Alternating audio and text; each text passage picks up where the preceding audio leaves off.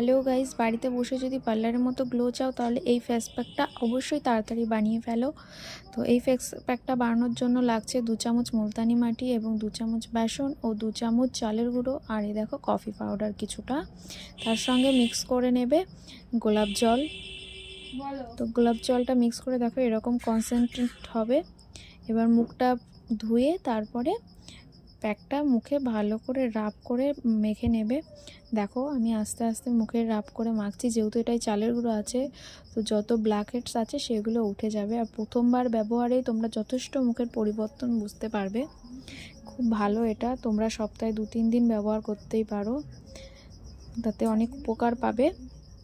দেখো আমার পুরো মুখে মাখা হয়ে গেছে ভালো করে। এবার 5 মিনিট রেখে আমি মুখটা ধুয়ে ফেলবো। চলো মুখটা ধুয়ে আসি। দেখো মুখটা কতটা ক্লিন হয়ে গেছে। তো এরকম ভিডিও পেতে আমার চ্যানেলটা অবশ্যই লাইক, সাবস্ক্রাইব এবং কমেন্ট